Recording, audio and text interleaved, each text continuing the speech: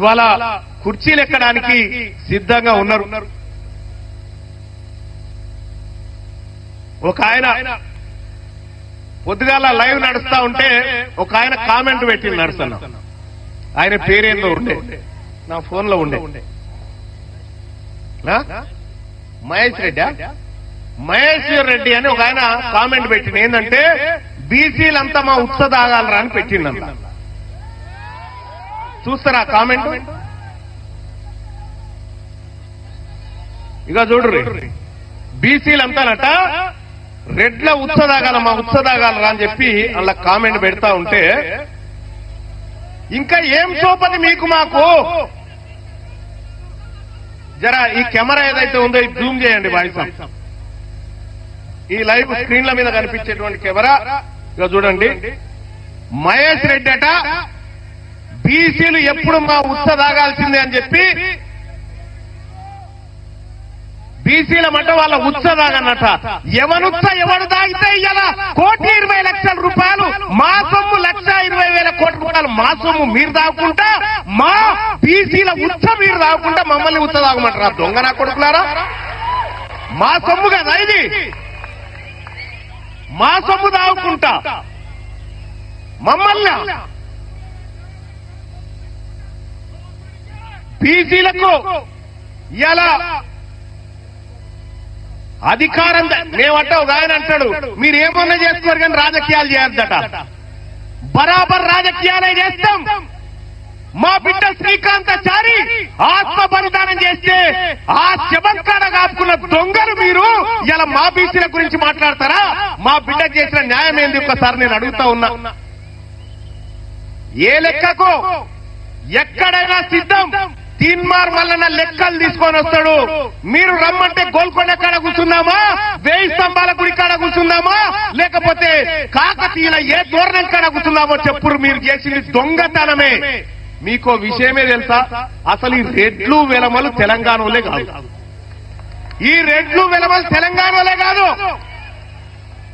ఎందుకు చెప్తా ఉన్నంటే మనకు అక్కడక్కడ ఊర్లలో గడియలు కనిపిస్తున్నాయి. మా మల్లయ్య అనేట బాయ్, అక్కడక్కడ ఊర్ల పండి గడియలు కనిపిస్తున్నాయా? ఆ గడియలు ఏంటి అవి?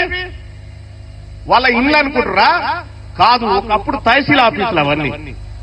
ఒకప్పుడు తహసీల్ ఆఫీసులు.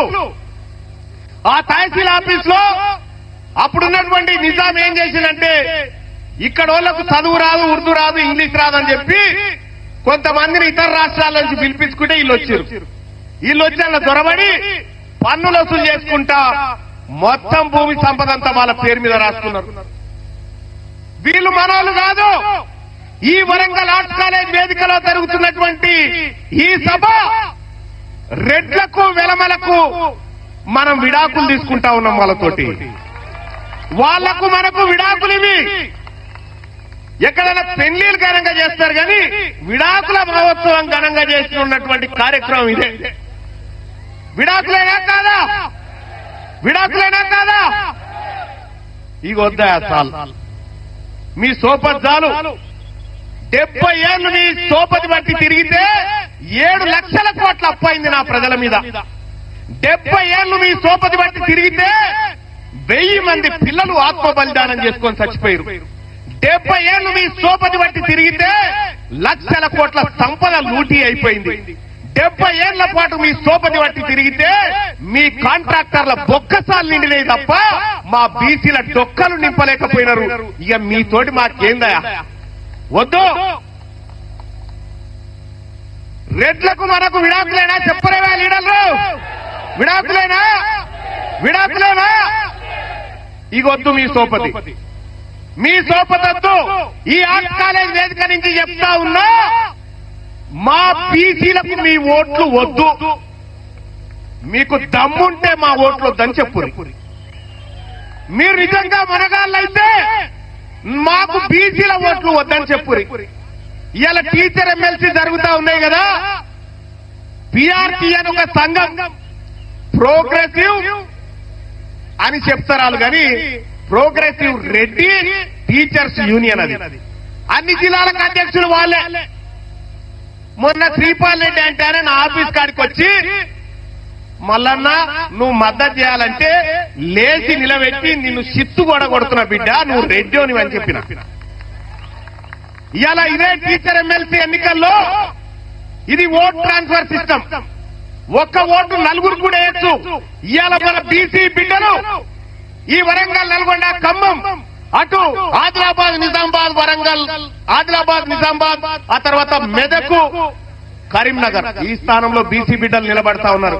సోదరులారా, మీ బంధువులకు చెప్పండి, మీ సోదరులకు చెప్పండి, మనం ఓటేస్తుంది బీసీ బిడ్డకేనా కాదా ఒక్కసారి చెక్ చేసుకోమని చెప్పండి. ఇక్కడనే చాలా మంది అభ్యర్థులు, సుందర్ రాజు అన్న టీచర్ ఎమ్మెల్సీగా నిలబడ్డాడు, ఇటు పూల రవీందర్ అన్న ఇదే స్థానం నుంచి మన బీసీ బిడ్డలే నిలబడరు. అక్కడి నుంచి కరీంనగర్ నుంచి ఇంకో బిడ్డ పట్టభద్రుల ఎమ్మెల్సీగా నిలబడ్డాడు. ఇటు ముంగట్రా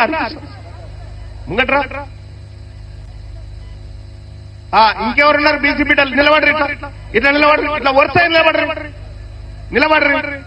వీళ్ళే బీసీ బిడ్డలు, వీళ్ళు బీసీ బిడ్డలు. మన బీసీల ఓట్లు మనకే పడాలి. తల్లి పాలు దాగిన బీసీ బిడ్డ ఎవడైనా సరే పరదసాటు పోయినాక నీ ఓడికే ఓటేయాలి. ఇది ఈ సభ చెప్తున్నటువంటి మాట. మరి ఇద్దరిద్దరు నిలబడితే ఎట్లా మల్లన్న అంటే మీకో విషయం చెప్తా ఉన్న సోదరులారా, పూల రవీందర్ గారికి ఫస్ట్ ప్రియారిటీ ఉంటే వీళ్ళ మనసులంతా సెకండ్ ప్రియారిటీ ఇక్కడ వేయాలి, ఇక్కడ ఫస్ట్ ఉంటే సెకండ్ ప్రియారిటీ ఇక్కడ వేయాలి. మన ఓట్లు మనమే పంచుకోవాలి తప్ప పొరపాటులకు కూడా ఒక్క ఓటు అక్కడ పోవద్దని చెప్పి తెలియజేస్తా ఉన్న సోదరులారా. మీరు కూర్చోండి పెద్దలారా, మీరు కూర్చోండి. ఇంకంతే కాదు, అయిపోలే. ఇక మొత్తం ఈ టీచర్ ఎమ్మెల్సీ ఎన్నికలల్లా ఎన్ని ఉన్నాయి ఇస్తున్నారన్న ఓట్లు వాళ్ళే 2027 ఓట్లేమో రెడ్డోలే, 20,000 ఓట్లేమో బీసీలే. నేను గెలుస్తా అని చెప్పి శ్రీపాల్ రెడ్డి తిరుగుతా ఉన్నాడు. ఇంకొక సంఘం నుంచి నర్సిరెడ్డి అట, ఇంకో సంఘం నుంచి హర్షవర్ధన్ రెడ్డి అట, ఇంకెవరు ఆయన, ఇంకో సంఘం నుంచి సర్వోత్తమ్ రెడ్డి అట. తెలివి కల్లోళ్ళంతా వాళ్ళ ఇళ్లల్లో పుట్టినట్టుగా,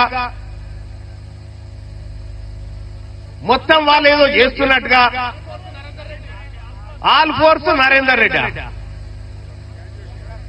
అక్కడి నుంచి చేస్తుండట. ఈ ఒకటేమై మనకు వీళ్ళు బీఫామ్లు ఇయ్యనప్పుడు బీఫామ్లకు బీసీలకు మధ్య జరుగుతున్న యుద్ధం ఇది బీసీలకు బీఫామ్లకు మధ్య జరుగుతున్న యుద్ధం. బీఫాములు గెలవాలన్నా బీసీలు గెలవాలన్నా బీసీలు నిర్ణయం తీసుకోవాల్సినటువంటి సమయం వచ్చింది సోదరులారా. బీసీలు గెలవాలి కదా. మీకు దమ్ముంటే నేను చెప్తా ఉన్నా, ఈ ఎమ్మెల్సీ ఎన్నికల్లో నిలబడ్డ రెడ్డిలకు చెప్తా ఉన్నా, మీకు దమ్ముంటే మీరు గెలువురు పోర్రైగా, మీరు గెలువురి చూపిస్తా. ఈ ఎన్నికలలో మీకు డిపాజిట్లు కూడా రానియం కూడా. ఇక వాళ్ళు చూడరికి కాకతీయ యూనివర్సిటీలో చూడరి, కాకతీయ యూనివర్సిటీలో ఎన్నడూ లేంది వీసీ ఓసీ ఆయనుండు, ఆయన రెడ్డి పాలన నడిపిస్తేందుకు యూనివర్సిటీ చరిత్రలో లేని ఇంకొక రెడ్డిని ఏం చేసిండు, ఏకంగా ఓఎస్డీ అని కొత్త పోస్టు నియమించుడు. ఓఎస్డీ అని ఎక్కడి మీరు, ఎక్కడి కథ, ఏ ఊరు మీది, ఏ ఊరికేళ్ళు వచ్చారు? తెలంగాణ రాష్ట్రాన్ని మీ తాత జాగిరి అనుకుంటారు. కాదరా బాబు, మేము కౌలుకిచ్చినాం, మేము కౌలుకిచ్చినాం, మేము ఓనర్లం కౌలుకిస్తే మీరు పంట దొంగతనం చేసుకుంటా, మీరు పొలాలు దొంగతనం చేసుకుంటున్నారు. ఇక ఓరి బిడ్డ, మీ కౌలు పని అయిపోయింది, మీ కౌలు కాలం అయిపోయింది.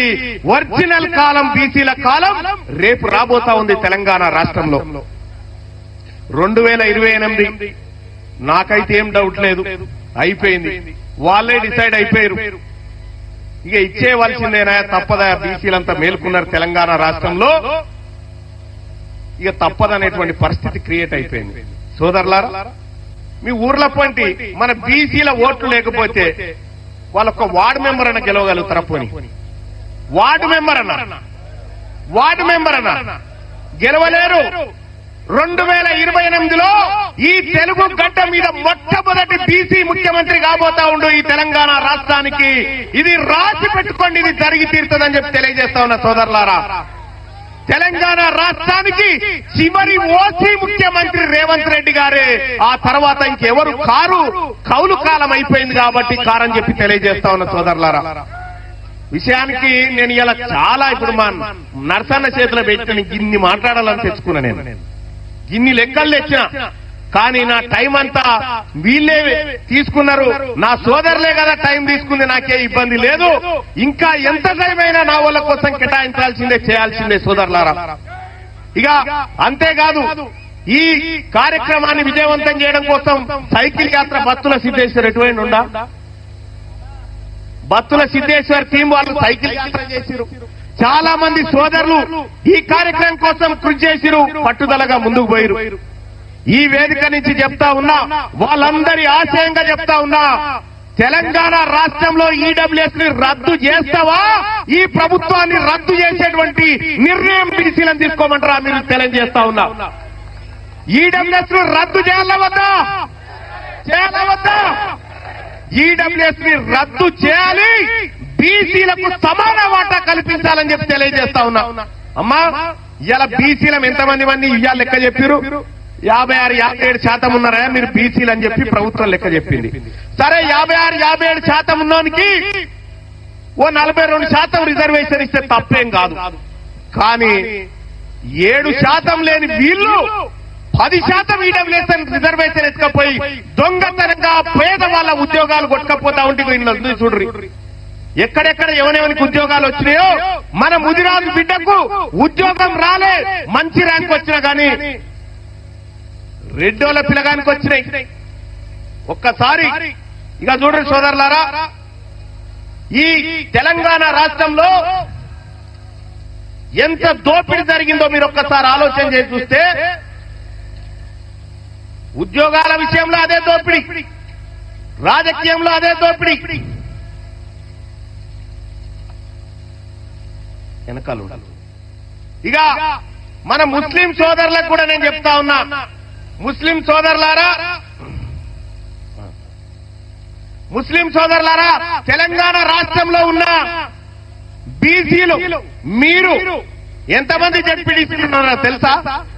539 జెడ్పీటీసీలు ఉంటే ఒక్కడు ముస్లిం ఆయన ఉన్నాడు. ఆమె బేగం, షమినా బేగం అని చెప్పి ఆలంపూర్ కాడున్న జెడ్పీటీసీ ఒక్కటి ముస్లిం సోదరి. వాళ్ళు 12% ఉన్నారని లెక్కలు చెప్తా ఉంటే ఒక్క జెడ్పీటీసీ.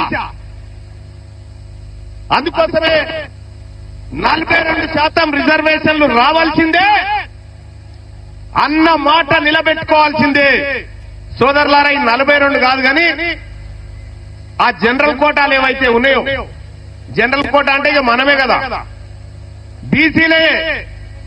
అన్రిజర్వ్డ్ ప్లేసెస్ అన్ని బీసీలే. అన్ని చోట్ల బీసీలు ఎన్నికల్లో నిలబడి తమ సత్తా దాటాలని చెప్పి తెలియజేస్తా ఉన్నా. అలాగే ఇక మనది ఏ రంగంలో లేదు, సినిమా హీరోలు కూడా మనోళ్ళు ఏం లేరు, సినిమా హీరోలు ఏం లేరు. మొన్న క్యూ న్యూస్ లో వేస్తా ఉన్నా, ఎవరెవరు ఏం చేస్తా ఉన్నారు అని వేస్తా ఉన్నా. ఇక వాళ్ళు ఒక ఆయన అంటాడు, ఏమని, మాకు తప్ప రిజర్వేషన్ ఉంటే తప్ప అంటుండే ఆయన. వరంగల్ మోరీలు ఎత్తెక్కడ వీళ్ళకి రిజర్వేషన్ వద్దా? మరి 10% ఇవ్వాలన్నా వద్దాడా? మోరీలు తీసేకాడ వద్దా? వీళ్ళకు వద్దట. కొత్త పోస్టులు క్రియేట్ చేసుకుంటా అప్పరంగా దోపిడీ చేస్తా ఉన్నారు ఈ దొంగల ముఠ అంతా. తెలంగాణ బీసీ సమాజమా, ఇవాళ పెద్దలు ఆర్ కృష్ణయ్య గారు తన శక్తి వంచన లేకుండా కొట్లాడిండు తెలంగాణలో ఉన్నటువంటి బీసీల కోసం, ఏపీలో ఉన్న బీసీల కోసం, మొత్తం సమస్త బీసీల కోసం 30-40 ఏళ్లు తల్లాడిండు పెద్ద మనిషి. రక్తం ఉన్నని రోజులు రాజీ పడకుండా పోరాటం చేసినటువంటి ఆర్ కృష్ణయ్య గారు ఇంకెంతకాలం పోరాటం చేయాలైనా? ఇంకేం చేయమంటారు ఇంకా ఆయనని? అందుకోసమే ఆయన కోరుకున్న ఆశయాలు గాని, ఆయన అనుకుంటున్నటువంటి బీసీ సమాజాన్ని గాని మనమే నిర్మించాలి, మనమే ముందుకు తీసుకుపోవాలని చెప్పి తెలియజేస్తా ఉన్న సోదరులారా. చాలన్నా, నీ జీవితం అంతా పోరాటం చేసినావు, మేమున్నాం, మేం చేస్తామన్నా 4 సంవత్సరాల్లో ఈ తెలంగాణ రాష్ట్రాన్ని బీసీల కాళ్ల దగ్గరికి తీసుకొచ్చి పెట్టడమే మా లక్ష్యం అని చెప్పి తెలియజేస్తా ఉన్న సోదరులారా. మా తాన లీడర్లు లేరటని అమ్మ ఎంత వేదిక సరిపోక అందాకేసినాం. ఈయనే ఉన్నారు 1000 మంది ఉన్నట్టు మీద. కాబట్టి సోదరులారా, రాజకీయపరమైనటువంటి అవకాశాలు మనకు దక్కాలి. వార్డు మెంబరు జనరల్ అయినంటే దుంకుని కథం. జనరల్ అని తెలిస్తే తడుపున దుంకాలన్నా పోటీ చేస్తూనే ఉండాలి. ఎందుకంటే ఓట్లు మనే కదా, ఓట్లు మనే. ఇక మనం కూడా ఒకటి గుర్తు పెట్టుకోవాలి సోదరులారా, బీసీల దగ్గర పైసలు ఎక్కడి, బీసీలు ఎట్ట చేస్తారు, ఏం చేస్తారంటే చితం పైసలు ఉన్నారా నాయన బీసీల దగ్గర, చితం పైసలు ఉన్నాయి. తెలంగాణ రాష్ట్రంలో 2 కోట్ల మంది వాళ్ళ మనోళ్ళే అని చెప్పినా, 2 కోట్ల మంది ఒక్క పూట ఛాయ్ బంద్ చేసి 10 రూపాయలు వారేస్తే 2 కోట్లు ఇంటూ 10 20 కోట్ల, 20 కోట్ల రూపాయలు ఛాయ్ బంద్ చేస్తే అయితే ఏమనుతారా? ఆదివారం మటన్ బంద్ చేస్తే 500 కోట్లు. మాతార పైసలు లేవంటారు ఎవరు నాయన, అడ్డగోలుకున్నాయి మాతార పైసలు. పైసలు లేని బికార్లు మీరు. మేము రేపు తెల్లారే వరకల్లా టీఆర్ఎస్ పార్టీని కొనేయమంటే కొనేస్తాం. మేము గంత డబ్బుంది బీసీల దగ్గర. రాబోయేటువంటి ఏ ఎన్నికైనా అది బీసీలదే కావాలి, బీసీ బిడ్డలే గెలవాలి. ఇక కొన్ని విషయాలు బీసీలు త్యాగాలు పోరాటాలని చెప్పి చెప్తా ఉంటే సోదరులారా సిగ్గనిపిస్తుంది వాళ్ళని చూస్తా ఉంటే. సర్దార్ సర్వాయి పాపన్ ఎవరు? మన బీసీ. సాకలి ఐలమ్మ ఎవరు? పుంజాల శివశంకర్ ఎవరు? బొమ్మగాని ధర్మభిక్షం ఎవరా? మన బిడ్డనే కదా. పండుగ సాయన్ ఎవరా? అనేక మంది బీసీల త్యాగంతో ఏర్పడ్డ ఈ నేల మీద మీ పెత్తనం ఏంది? కొండా లక్ష్మణ్ బాపూజీ ఎవరు? ఒరిజినల్ గా తెలంగాణ కోసం త్యాగం చేసిన బిడ్డలు వీళ్ళంతా. దొడ్డి కొమరయ్య ఎవరు? ప్రొఫెసర్ జయశంకర్. ఈ వేదిక నుంచి నేను చెప్తా ఉన్నా మా నాయకత్వానికి అందరికి కూడా, బీసీలమందరం తీర్మానిస్తా ఉన్నాం ఇలా తెలంగాణ రాష్ట్రానికి జాతిపితగా మేము జయశంకర్ సార్ ను గుర్తించుకుంటా ఉన్నాం. ఆయన తప్ప ఇంకెవరు లేరు జాతిపిత. జాతిపిత జయశంకర్ సార్. తెలంగాణ జాతిపితగా ఆయనని మనం గౌరవించుకోవాల్సిందే, గౌరవించుకుంటాం కూడా. మీరు గుర్తింపునిచ్చినా మీ తొక్కల గుర్తింపు ఎవరికి అక్కర్లేదు. మా నాయకుల్ని మేము గుర్తించుకుంటాం, మా నాయకులను మేము గుర్తించుకొని తీరుతాం.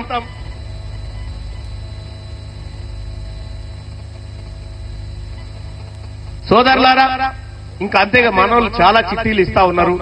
ఇప్పటికే చాలా ఆలస్యమైంది. 2 గంటల సభ ఇవాళ ఎంత అయింది? దాదాపు 8:30 అయినట్టు. 8-10 నిమిషాలు అయింది. ఇంకా ఎక్కువసేపు మీకు విషయం ఎందుకంటే నేను చెప్పాల్సినటువంటి డేటా చాలా ఉండే. కానీ మరొక రోజు ప్రెస్ మీట్ లో ఈ వివరాలన్నీ వీళ్ళకి తెలియజేస్తా. రాబోయేటువంటి ఈ పట్టభద్రుల ఎమ్మెల్సీ గాని టీచర్ ఎమ్మెల్సీలో గాని బీసీల గెలుపు కోసం మనం అందరం ప్రయత్నం చేయాలని చెప్పి తెలియజేసుకుంటూ, అలాగే ఈ కార్యక్రమానికి విచ్చేసినటువంటి సోదరులారా సోదరిమణులారా జాగ్రత్తగా ఇంటికి పొండి. రేపటి తెలంగాణ రాష్ట్రం అబ్కీ బార్ బీసీ సర్కార్, అబ్కీ బార్ జై తెలంగాణ, జై బీసీ.